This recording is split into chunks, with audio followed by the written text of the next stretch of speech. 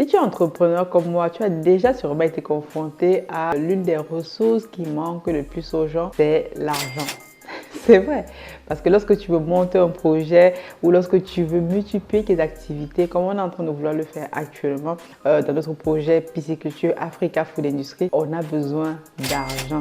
Dans cette vidéo-ci, je vais te montrer exactement quels sont les 10 critères que tu dois mettre en place si toi aussi tu veux faire une levée de fonds. Si tu me suis déjà il y a quelques temps, tu sais qu'on est en train de faire une levée de fonds inédite dans la communauté pour investir dans le projet Pisciculture. Et à date d'aujourd'hui, on a réussi à lever près de 60 000 euros. Peut-être que c'est pas beaucoup pour toi, mais pour un jeune projet comme le nôtre, c'est extrêmement magnifique. Reste jusqu'à la fin.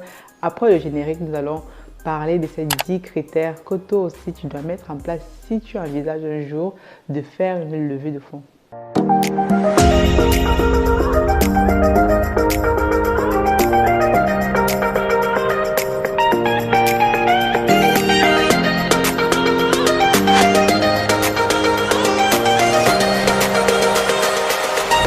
Salut à toi, bienvenue sur ma chaîne. Moi, je m'appelle Aniel Cruzel, je suis ingénieur logiciel et entrepreneur. Sur cette chaîne-ci, moi, je partage tout simplement mon expérience au quotidien dans l'entrepreneuriat et bien d'autres sujets parce que j'investis ici en France dans le digital avec nos boutiques Amazon, eBay. Actuellement, on est en train de mettre en place une entreprise de formation et bientôt du freelance, voilà, dans l'informatique. Et en parallèle, j'investis aussi en Afrique, principalement avec notre projet phare Africa Food Industry. C'est dans ce projet donc que je m'en vais te parler aujourd'hui. Comme je disais tout à l'heure, on est en train de lever des fonds pour investir dans ce projet-là, en gros pour dupliquer notre projet de manière plus grandiose. Parce que généralement, les personnes voient un projet comme ça, mais derrière, ne voient pas le potentiel qu'il y a derrière. Vu qu'on s'est rendu compte qu'en fait, il y a beaucoup de demandes, beaucoup de personnes veulent investir dans ce projet-là, nous nous sommes donc dit, s'il y a de la demande, il faut créer l'offre. Et donc, on a donc décidé comme ça de faire une levée de fonds inédite dans la communauté qui va permettre aux personnes qui le souhaitent, qui souhaitent investir leur argent dans un projet porteur, surtout pour résoudre un réel problème au pays de poissons congelés, d'importation et justement aussi préserver la population des personnes, contribuer au développement de l'Afrique. On a donc décidé de faire une levée de fonds inédite dans la communauté pour pouvoir permettre à un maximum de personnes qui le souhaitent d'investir avec nous dans ce projet-là. Nous allons commencer vraiment from scratch, 0. Et ensuite, nous allons comme ça construire une entreprise, une multinationale qui va vraiment aller dominer voilà, les parts de marché. Parce qu'aujourd'hui, nous, on souhaite être leader dans la production de poissons.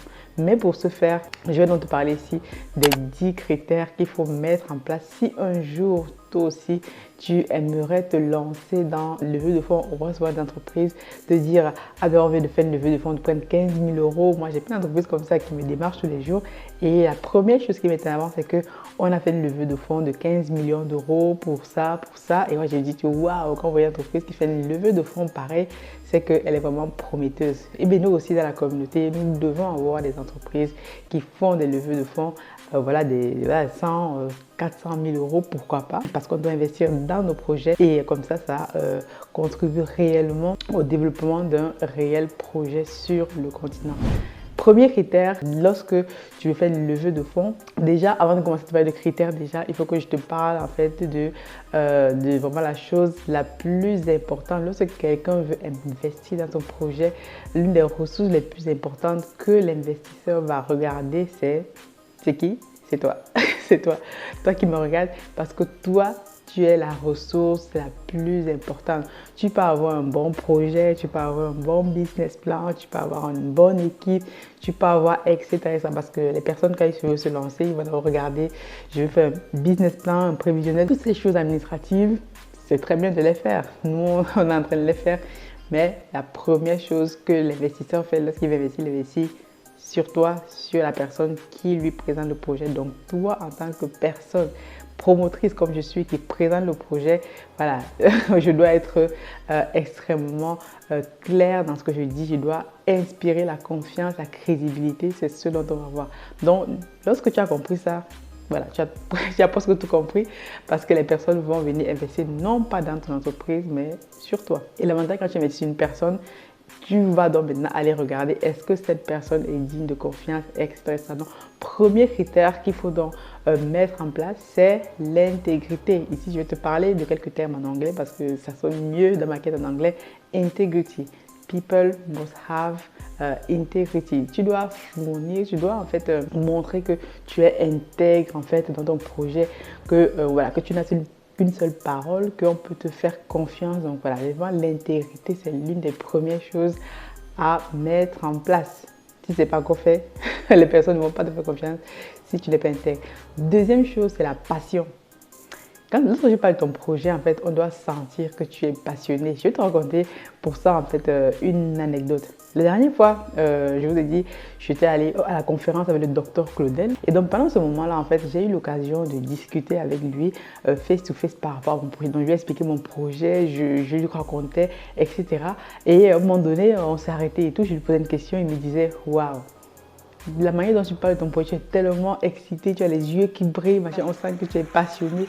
Même si je ne voulais pas faire le projet, mais même si je ne voulais même pas regarder, je vais regarder, j'ai dit waouh, c'est intéressant parce que moi, quand je fais les choses, je suis passionnée, je ne parle que les choses que je suis passionnée. Donc la passion doit se ressentir dans ton projet, dans tout ce que tu fais tous les jours. Lorsque tu parles du projet, lorsque tu travailles sur le projet, tu peux travailler des heures. Moi, je travaille des heures sur mes projets parce que je suis passionnée. Et les investisseurs aussi regardent ça. Troisième chose, expérience. Quelqu'un ne viendra jamais investir dans ton projet s'il ne sait pas si tu as déjà pratiqué ce que tu dis. D'habitude, je dis ici que voilà, je ne parle des choses que je pratique déjà. Ça, c'est réel parce que lorsque je parle d'une chose que je maîtrise, voilà, j'ai aisance à parler de ces choses. Je ne veux pas aller raconter X, Y parce que l'autre a fait. Donc, je parle des choses que je pratique. Donc, l'expérience, super importante. Dans le cadre du projet Pisciculture, donc, nous, actuellement, on a déjà un site. Tu as dû voir les photos, les vidéos et même d'autres vidéos que je te parle. En fait, je te montre des chiffres. On a déjà un site sur lequel on travaille. Donc, c'est donc sur la base de ce site-là, de tout ce qu'on a réalisé depuis près de 18 mois. Voilà, 18 mois. Et qu'on vient, donc, on peut donc se présenter aux personnes en disant voici ce qu'on fait déjà. On aimerait dupliquer ça dans un site plus grand.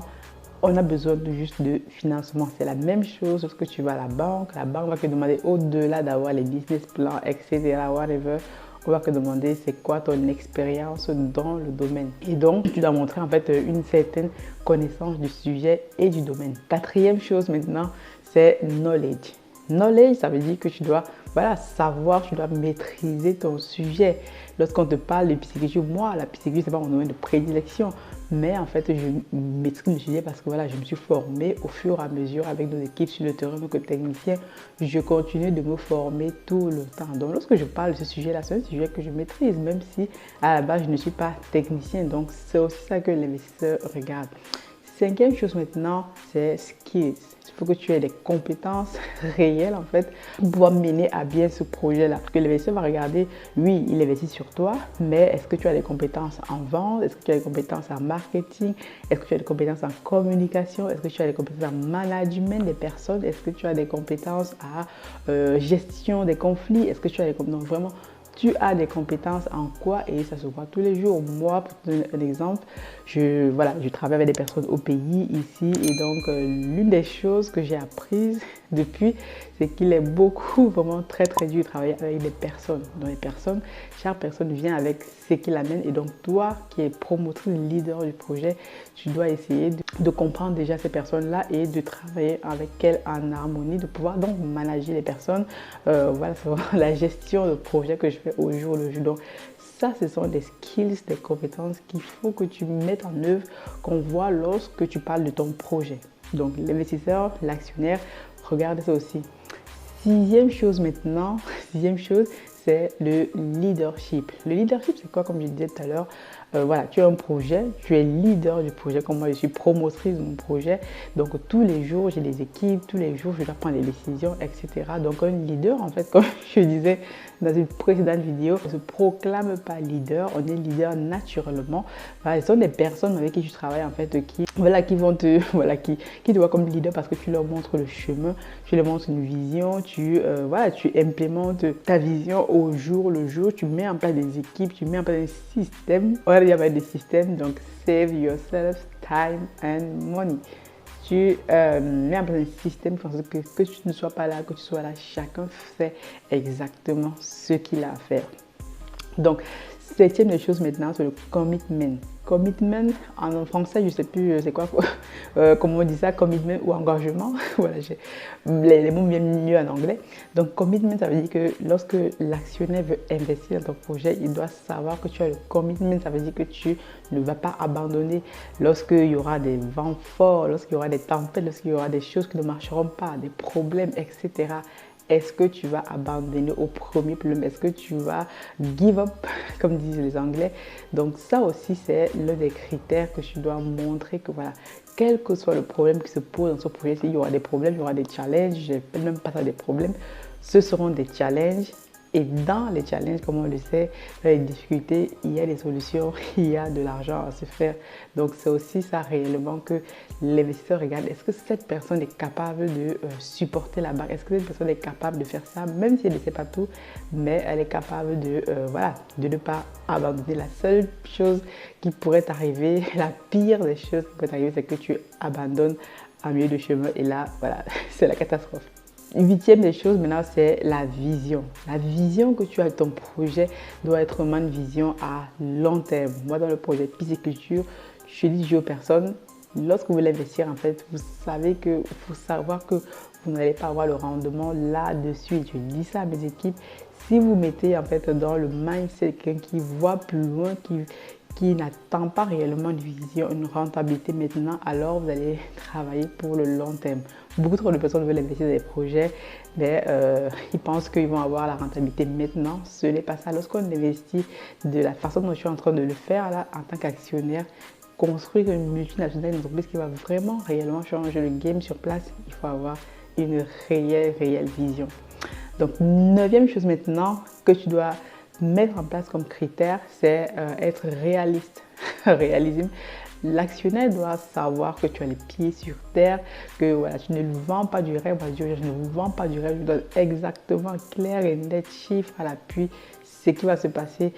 Je vais faire des erreurs forcément, mais on est là ensemble, on a le même bateau pour pouvoir réaliser ça ensemble. Donc, être réaliste vraiment dans ce que tu dis aux gens, tu ne leur promets pas monts et merveilles, c'est aussi ça que l'actionnaire regarde. Dixième des choses pour terminer avec ces 10 critères-là, vraiment super important. Si tu n'as pas cette dixième des choses-là, ce dernier critère, voilà, c'est que ça ne va pas très bien se passer. Il faut que tu sois coachable and teachable, c'est-à-dire que tu as la capacité de vouloir apprendre des autres. J'ai déjà dit dans certaines vidéos, lorsque je parlais de MLM, c'est l'une des compétences, des critères quand on regarde coachable and teachable. Tu es capable d'apprendre des autres, voilà, tu n'as pas un ego surdimensionné, tu es humble, des critères humbles. Mais si tu es capable d'apprendre des autres, c'est que tu es humble en fait. Et donc, ces 10 critères en fait, que je t'ai cités ici, c'est réellement ça que l'actionnaire regarde. Donc, si toi aussi, tu veux mettre en place un projet de levée de fonds, comme on est en train de le faire, nous, on est déjà pratiquement 60 000 euros à trouver par là. Donc, il va donc falloir que toi aussi, tu mets en place ces différentes techniques-là. Que si tu ne les as pas encore, que tu te formes, que tu apprennes, mais réellement, je vais te partager aujourd'hui que ce n'est pas forcément sorcier. Moi, je voyais ça comme quelque chose qui est sorcier. Comment est-ce que les personnes lèvent des fonds, qu'est-ce qu'il faut comme compétence, tout ça. Mais je me suis rendu compte qu'avec du travail, la formation, on y arrive. Donc, si cette vidéo t'a plu et que tu veux en savoir plus, dis-le moi dans les commentaires. Si tu veux investir avec nous, c'est encore ouvert vraiment pour cette dernière semaine-ci. Inscris-toi dans le lien qui va apparaître en bas et description. On va te contacter et tu pourras faire partie en fait, de cette magnifique aventure. Je te dis donc à très bientôt. God bless.